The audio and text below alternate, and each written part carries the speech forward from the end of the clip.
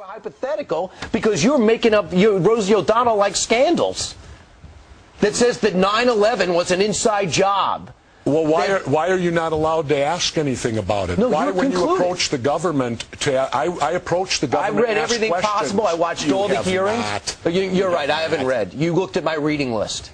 Have you read the 9/11 report, and you think it's a piece of fiction? No, I believe everything in it. I believe my government's never lied to me, have they? Let's see. Where should we start? The Gulf of Tonkin incident?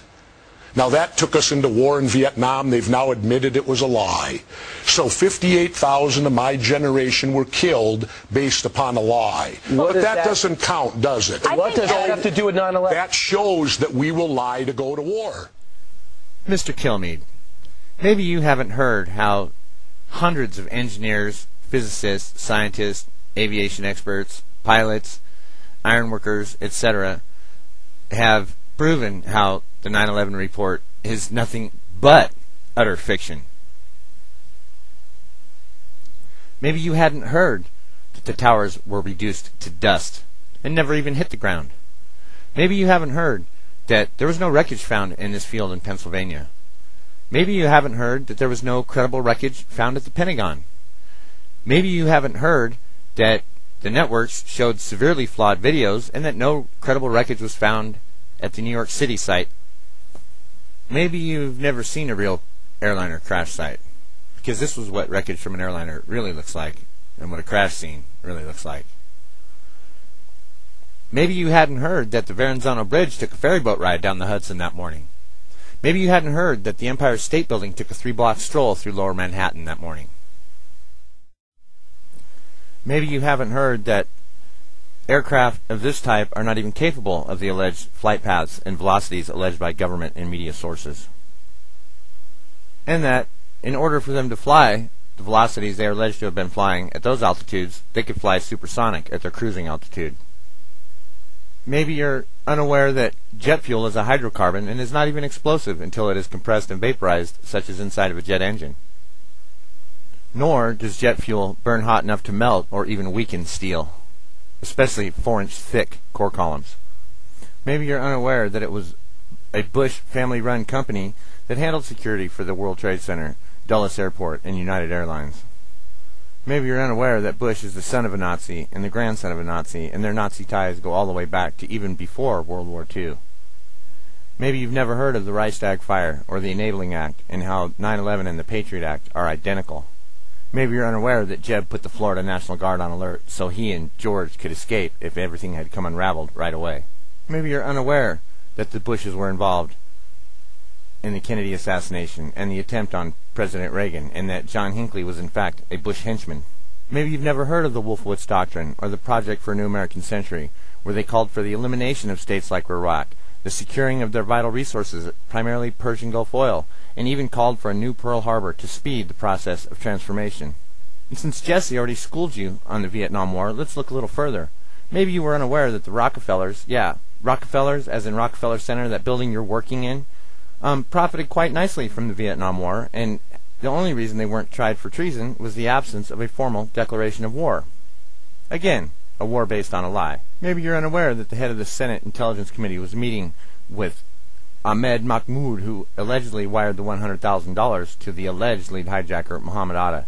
And maybe you are unaware that Bush Sr. was meeting with members of the Bin Laden family, the Saudi royal family, and the Carlyle Group in the Washington Ritz-Carlton Hotel on the morning of 9/11. Maybe you're unaware that Karl Rove is also the descendant of Nazis. Maybe you're unaware of the record put options that were placed on United, American, and Boeing. And maybe you're unaware that those put options were placed through none other than former executive director of the CIA, Buzzy Kromgard's A.B. Brown, and Deutsche Bank. And maybe you're also unaware that Deutsche Bank is tied to the insurance company that insured the towers for Silverstein just 6 weeks before the attacks, and that same company, Deutsche Bank, appears on the leaked Pentagon document prior to 9/11, where they had planned to plunder Iraq. Or maybe you think it's a coincidence that all of the CEOs from the World Trade Center were at Offutt Air Force Base for a charity golf event, which just happens to be U.S. Strategic Military Command headquarters. Maybe you think it's just a coincidence that Dick Cheney has profited over $30 million from this bogus international war on terror. And maybe you think it's just a coincidence, or you just were unaware that over 150 members of Congress are also war profiteers. Maybe you're unaware of the Israeli involvement, where the Israelis were warned ahead of time to steer clear of the towers, or the federal judges appointed to hear the cases.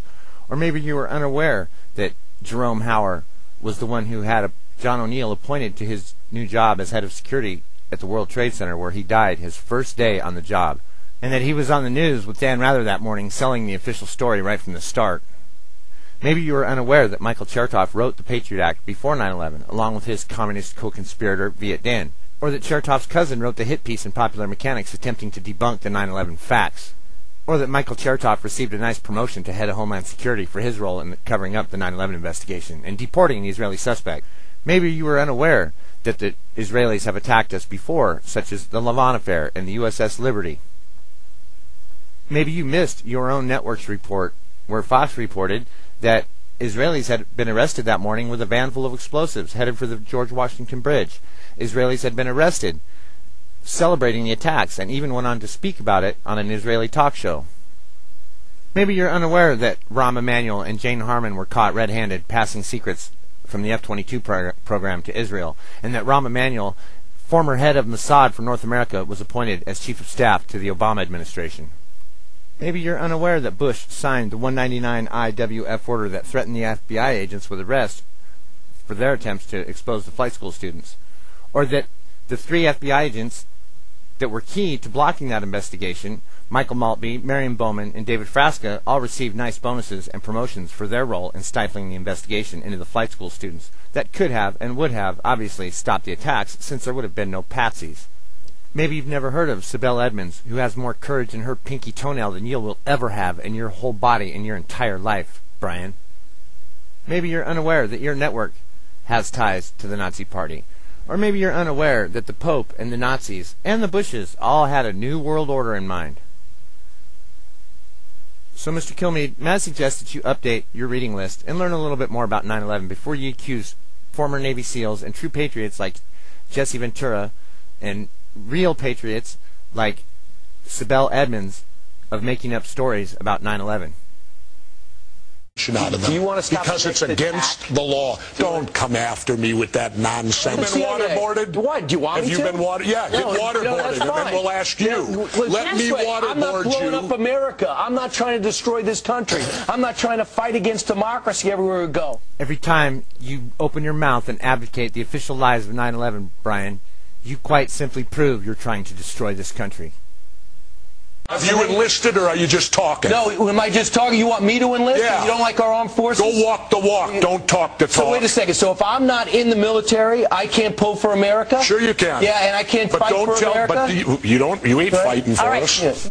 I never heard Jesse say he didn't like the military, and he never said you couldn't pull for America if you weren't in the military, Brian. What Jesse asks is if you have the faintest, foggiest notion about the bull in which you're spreading. So while the children of the world are being perpetually bombed by white phosphorus, drone strikes, depleted uranium, and our soldiers continue to come home in flag-draped coffins, all based on this hideous lie that is 9/11, you claim to be pulling for America. Well, Brian, it's quite obvious that you're not pulling for America, and you are part of the cabal that is destroying this country. So, be advised, we're all coming together, our numbers are growing, and you are on the list. We're coming for you.